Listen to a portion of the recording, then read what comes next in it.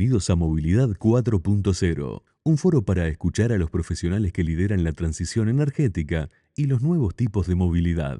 Les vamos a dar la bienvenida ahora y le pedimos que se acerque al escenario Juan Pedro Carriquiri, consultor independiente, investigador en el Instituto de Ingeniería Eléctrica de la Facultad de Ingeniería.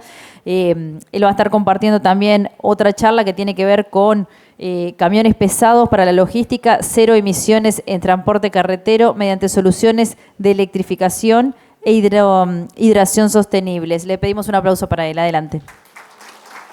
Bueno, buenos días. Muchas gracias por la oportunidad de presentar este trabajo, que como señaló Erika al principio, es una continuidad de los trabajos que estamos haciendo en Faraday Lab. En este caso, en conjunto con la Universidad Politécnica de Madrid, donde estoy realizando el doctorado. Y justamente en el Instituto de Investigación del Automóvil es que trabaja el tutor de este trabajo, o el director de la tesis, José María López, que es un trabajo cotutoriado por Santiago Martínez, que, como quedó claro, tiene bastante experiencia en tema de heavy duty. El nombre de esta presentación es Camiones pesados para logística cero emisiones en transporte carretero mediante soluciones de electrificación e hibridación sostenibles, pero vamos a ver que también hay un componente de ómnibus con estas características, es decir, eléctricos y que funcionan a hidrógeno, es decir, con pila de combustible. Entonces, empezando brevemente con algo de contexto, básicamente en este trabajo se busca evaluar opciones de transporte pesados, tanto de mercancía como de pasajeros, mediante el uso de nuevas energías. Y en particular, como dije, baterías y pila de combustible. ¿Por qué y para qué? Bueno, creo que las razones son bastante fáciles de imaginar. Es decir, el transporte pesado de mercancías digamos, requiere movimiento de cargas digamos, intensivas, vehículos de gran tamaño y de gran capacidad, mientras que el transporte de pasajeros de mediana o larga distancia, justamente esa es la característica clave que se introduce en el análisis, es decir, la larga distancia en el transporte de personas entre ciudades o entre departamentos, en el caso de Uruguay. El contexto internacional que se presenta en estas dos gráficas es el caso de China y el caso de Europa. Hay un crecimiento bien claro, bien pronunciado, sobre todo en los últimos años, de este tipo de vehículos, este mercado de vehículos digamos, considerados heavy duty o de transporte de media y larga distancia, tanto de mercancías como de pasajeros, tanto en Europa, que es el gráfico de la derecha, donde las dos últimas columnas se muestran los semestres, o sea que hay que meterle un por dos ahí, como además en el caso de China, que hay pocos, encontré al menos pocos datos disponibles para los últimos 3 años, pero ya se mostraba una tendencia muy acentuada en el año 21, además, como dijo Santiago, tuvimos la oportunidad el año pasado de visitar China y de conocer un poco de primera mano la experiencia ahí. Y en las curvas amarillas y verde de la izquierda lo que se representa es la caída de los subsidios. Es decir, en China ya están empezando a retirar subsidios de este tipo de vehículos y el mercado en sí mismo empieza a mostrar de forma incipiente una vida propia, digamos. Entonces, en el marco de este trabajo, básicamente la idea hoy es presentar 4 casos que entiendo son relevantes. El caso 1 son ensayos sobre buses a hidrógeno que van a ser realizados en Madrid, en la empresa municipal de transporte, en mayo. El segundo caso son ensayos sobre buses eléctricos. Bueno, hay una variedad bastante amplia y extensa de candidatos a ser ensayados para obtener resultados, bueno, en Montevideo o en Madrid. Luego, Ensayos sobre camiones a hidrógenos se espera que se realicen en 2027 y también ensayos sobre camiones eléctricos. Entonces, de esa manera quedan definidos 4 casos bien relevantes: ómnibus eléctricos a batería, ómnibus a hidrógeno, pila de combustible y camiones también con igual tecnología. Entonces, para empezar a hablar de lo que se viene en mayo, decir que ya hubo un antecedente bastante relevante en Madrid. Madrid fue la primera ciudad de Europa en la que se hicieron pruebas pilotos con buses de hidrógeno, marca Mercedes-Benz, y Iribus y Iveco. Y bueno, eso fue un antecedente, una experiencia que quedó en el pasado porque fue muchos años atrás. Entonces, lo que se viene ahora en mayo es ensayar ómnibus a hidrógeno Caetano, que son fabricados en Portugal. Las características técnicas básicas son, bueno, un grupo propulsor o motor eléctrico Siemens de 180 kW, tiene un pack de baterías de litio de 100 kWh, tanques de hidrógeno de 40 kilos, 350 bar. Creo que también está disponible la versión 700 bar, que es el otro estándar de presión que se maneja en vehículos a hidrógeno. El tiempo de recarga declarado por el fabricante, 9 minutos. Una celda de combustible Toyota, que es la misma celda de combustible que usa el Toyota Mirai, que puede ser conocido, es una berlina desarrollada por Toyota de 70 kW, y se declara un rango de hasta 600 kilómetros y se declara un consumo de 6 kilos de hidrógeno cada 100 kilómetros. Esto puede ser un poco optimista. Bueno, las características digamos, básicas de la arquitectura del powertrain de un vehículo de estas características a hidrógeno es los tanques de hidrógeno, en este caso en el techo, así como además las baterías y la pila de combustible, donde ingresa el oxígeno filtrado y el hidrógeno, que, bueno, a través de un proceso de conversión electroquímica de energía, convierte la energía del hidrógeno en energía eléctrica que es, digamos, administrada por el sistema de control para propulsar el motor eléctrico de tracción, y también en algunos momentos, digamos, del desempeño del vehículo en función de las necesidades y de la estrategia de control del vehículo que es establecida por el fabricante, pero que queremos saber en detalle. Bueno, en algunos momentos la energía generada en la pila de combustible puede ser utilizada para cargar la batería. Y lo que dice de abajo es que la estrategia de control de los componentes será determinada a partir de los ensayos realizados, en este caso en Madrid.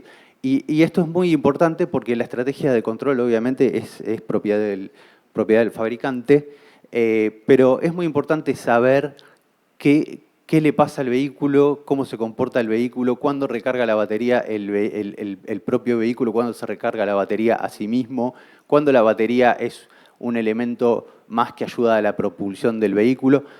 Todo esto en parte para saber, bueno, por supuesto, las características de performance o de desempeño de mi vehículo en la ruta, pero también para conocer cómo puede llegar a ser la degradación de algunos de los componentes, en particular la celda de combustible y en particular la batería, porque bueno, eso hace al costo total de propiedad del vehículo, que es una de las cosas clave que a cualquiera, digamos, persona que vaya a invertir en esto quiere saber, y lo vamos a ver al final. Un par de datitos clave, convirtiendo la energía del hidrógeno en energía eléctrica, tendríamos aproximadamente unos 800 kWh de almacenamiento de energía on board, y según los cálculos que se puede hacer con la ficha técnica del vehículo, el costo de operación así, con una cuenta de almacenero, sería 80 euros por cada 100 kilómetros, que esto también es muy polémico porque el mercado del hidrógeno es un mercado que es incipiente, está en desarrollo, y la determinación del precio del kilo de hidrógeno, obviamente, está sujeto a polémica y al estudio del caso a caso, sobre todo el estudio del caso a caso. Siguiendo con los ensayos de mayo en Madrid, básicamente son ciclos de conducción que se van a hacer en un circuito que tiene la empresa municipal de transporte MT en Carabanchel, en Madrid. Obviamente está, bueno, hay un borrador del protocolo de ensayos que se va a realizar. Son 4.4 kilómetros de recorrido con 4 paradas. 2 paradas de 10 segundos, 2 de 20 segundos abriendo y cerrando las puertas de estos vehículos. Ahí se marca la velocidad máxima 40 kilómetros por hora y la media de 14 kilómetros por hora, que es, bueno, es justamente la velocidad media de los vehículos de transporte público que informa la empresa municipal de transporte. Después, algunas características de circulación son que la salida es acelerando a fondo sin llegar al punto de corte automático que tiene el pedal de aceleración del vehículo hasta la velocidad máxima establecida, de los 40 kilómetros por hora. Después, un proceso de parada con retención hidrodinámica y eléctrica, es decir, un proceso de regeneración de energía en el powertrain. Bueno, como decía, el protocolo de ensayos, hay un borrador que estamos elaborando con el director del trabajo y con Santiago Martínez, donde ahí se establecen básicamente todo lo que hay que hacer, la identificación del vehículo, la identificación del ensayo, las secciones específicas de medición del tren de potencia de pila de combustible. Y entonces ahí, bueno, obviamente hay que saber todo lo relevante con relación a la pila de combustible, al sistema de hidrógeno, a la batería de tracción, al motor, al inversor. Entonces ahí aparecen mediciones de voltaje, mediciones de corriente, mediciones de potencia, mediciones de temperatura en cada uno de estos grupos. El tanque, la presión del tanque, el consumo, el ratio de potencia de consumo de hidrógeno, la temperatura, el total acumulado consumido de hidrógeno. Después lo mismo con relación a la batería de tracción, es decir, cuál es el voltaje, cuál es la corriente, cuál es la potencia, cuál es el estado de carga de la batería. Lo mismo con relación al motor, al inversor, al vehículo, la potencia del motor, la velocidad del vehículo, la posición del pedal de acelerador del vehículo, la posición GPS y la altitud. Y con todo ese mapeo y con el análisis de esos datos es que vamos a poder determinar cuál es la estrategia de control diseñada por el fabricante de ese vehículo, como comentaba recién. ¿Cuáles son las herramientas de medición? Bueno, básicamente una de las claves va a estar en poder acceder a la red CAN del vehículo. Red CAN del vehículo es el lenguaje de comunicación que usan todos los componentes on board para comunicarse entre sí. Hay una centralita, una Vehicle Control Unit, una unidad controladora del vehículo, que es la que principalmente comanda cómo deben comportarse todos los componentes, pero todos los componentes reportan a una red central, como si fuese el sistema nervioso central, diferentes datos con diferentes identificaciones de datos que contienen el voltaje, la corriente, la temperatura, etcétera, etcétera, etcétera. Y todo eso se realiza con un sistema de adquisición de datos, pinchando la red CAN, o sea, leyendo la red CAN, que bueno, es un sistema que tiene entradas analógicas, almacenamiento en tarjeta SD, incluye módulos de lenguaje que no son CAN, sino que son parecidos, como CAN-FD, LIN, incluye el software de configuración, conexionado, cableado, etc. Sistema de adquisición de datos GPS, posición en función del tiempo, altitud en función del tiempo, que a su vez tienen que tener una correspondencia biunívoca entre los datos de desempeño del vehículo. Y bueno, en algunos casos puede ser requerido un lector de comunicación entre el vehículo y el cargador para conocer los procesos de recarga y en algún caso, para el caso del vehículo de pila de combustible, mediciones de caudal de hidrógeno en el proceso de recarga de los tanques de hidrógeno de los vehículos. Después, el segundo caso, todo lo anterior vale pero es para ómnibus eléctricos a batería. En este caso hay varias opciones, Irizar, BYD, Volta Rampini. Todos estos están disponibles en el caso de Madrid, por supuesto que podría ser también en Montevideo, y aparece un caso bastante interesante, digamos, que estamos explorando con la Universidad Politécnica de Madrid, que es ensayar un camión de recolección de residuos con compactadora, en este caso un Mercedes-Benz Iconic. Bueno, es un caso de estudio bastante interesante porque es un uso muy intensivo, que tiene un equipamiento especial que demanda bastante potencia y energía en las paradas. Por supuesto, tiene un régimen de arranque y parada muy particular, muy demandante, que el tren propulsor eléctrico se adecua muy bien a eso. Por supuesto que en el arranque es cuando el motor diésel típicamente pierde eficiencia, aparece bueno, la quema del combustible en las peores condiciones.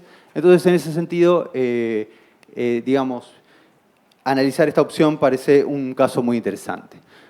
Yendo ahora al último comentario respecto a los ensayos de buses eléctricos, el protocolo es muy similar al protocolo de ensayo de buses a hidrógeno. El instrumental es muy parecido, salvo obviamente aquellas excepciones que implican medir caudal de hidrógeno versus medir potencia y energía de recarga de la batería del bus eléctrico. Los ciclos de conducción son comparables porque son usos similares. En ambos casos se miden las principales variables de desempeño del vehículo. Se validan los modelos realizados en software, que obviamente esto es parte del trabajo, el modelado en software y la validación de los modelos realizados en software. Entonces, que ahora lo vamos a ver brevemente, dicho sea de paso. Entonces, ahora, pasando al caso de estudios de camiones eléctricos a batería, tractor eléctrico, se está evaluando la opción de realizar mediciones sobre un tractocamión para uso forestal. Bueno, diferentes configuraciones de trenes de potencia con un motor central o con dos motores acoplados a los diferenciales como se muestran en estas dos imágenes. En ambos casos son tractocamiones 6x4. Bueno, las características principales son presentadas en esta tabla. Claramente hay diferentes capacidades de baterías, 565 kWh, 573 kWh y 637 kWh de capacidad de almacenamiento, que repercute obviamente en una autonomía o en un rango diverso entre 350 y 400 kilómetros de autonomía. Por supuesto que no solo los kWh de capacidad de almacenamiento de la batería influyen en la autonomía, sino también las características constructivas del vehículo, la masa, el coeficiente aerodinámico, en fin, hay un desarrollo y una mejora en la tecnología de los vehículos que redunda en mayor autonomía más allá de la capacidad de almacenamiento de las baterías. Después, el otro caso que se va a buscar ensayar, examinar, analizar y estudiar, y por supuesto modelar y validar, es el tractocamión a pila de combustible. También se está explorando la opción de realizar mediciones en un caso de transporte forestal. Bueno, características básicas de este tractocamión. Una pila de combustible de 180 kW de potencia, 72 kWh de capacidad de almacenamiento de la batería. El motor eléctrico de tracción de 350 kW, 2.237 Nm de torque. El almacenamiento de hidrógeno en esta marca que se está evaluando aparece dos opciones, uno a 350 bar y otro a 700 bar. El fabricante ofrece las dos opciones. También es un vehículo 6x4.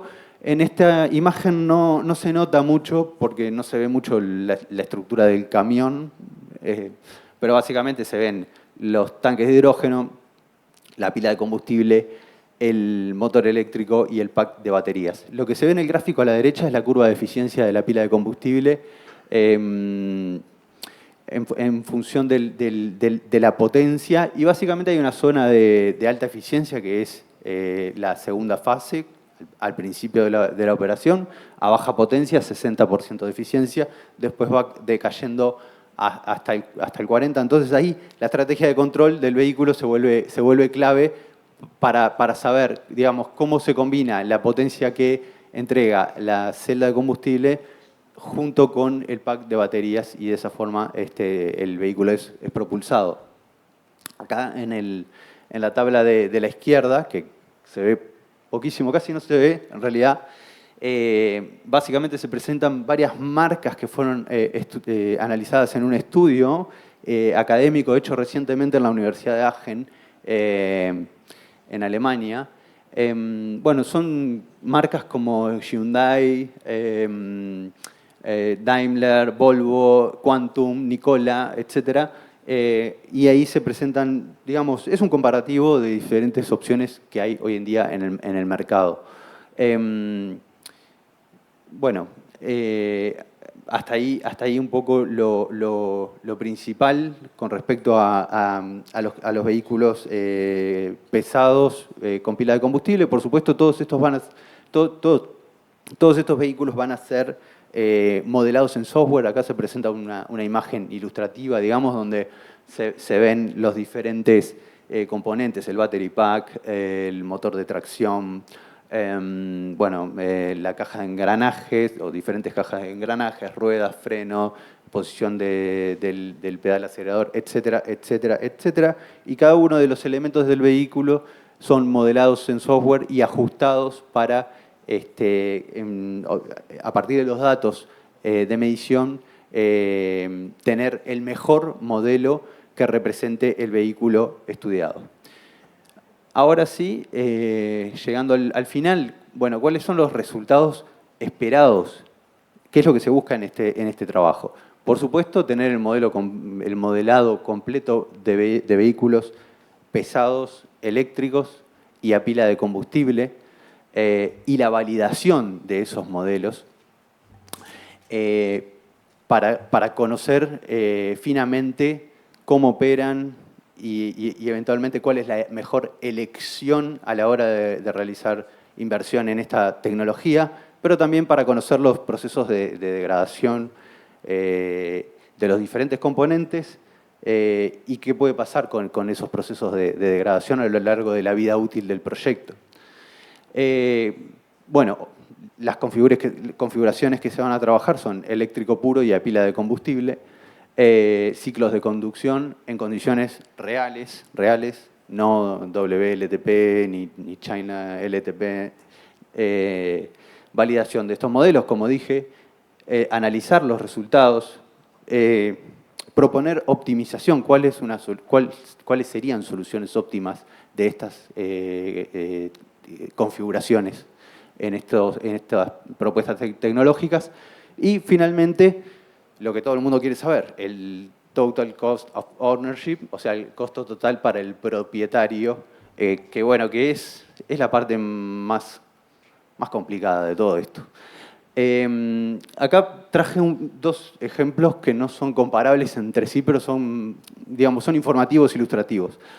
Uno es, como dije, el trabajo hecho recientemente por investigadores de la Universidad de Aachen, que analizaron, digamos, el costo total propietario para vehículos a pila de combustible heavy duty, camiones pesados a pila de combustible.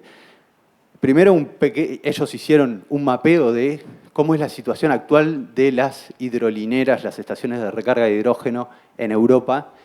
Actualmente, 83 estaciones de 350 bar, 170 estaciones de 700 bar. Este estudio es del año 2025.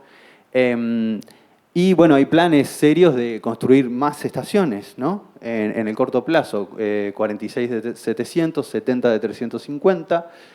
Pero hay problemas actuales en estas redes. Y a modo de ejemplo nada más, hay algunas estaciones que no pueden entregar más de 8 kilos a 700 bar. O sea, voy a la estación, tengo un tanque que puede cargar 50 kilos de hidrógeno y solamente la estación, si bien entrega a la presión requerida, no me da más de 8 kilos. Bueno, son problemas que se presentan. Después la pregunta es, ¿cuánto cuesta el kilo de hidrógeno? Bueno, a 700 bar, 15 euros promedio, a 350 bar, 13,5 euros promedio. Y dentro de las tecnologías que se analizaron en este trabajo, Himax y Quantum, un costo total para el propietario en el entorno de 930.000 y el millón de dólares, 1.050.000 millones de dólares a los 500.000 kilómetros. Considerando incluso el valor residual del proyecto. Por supuesto que es un trabajo extenso y minucioso y tiene muchísimos más resultados de los que solo traje este.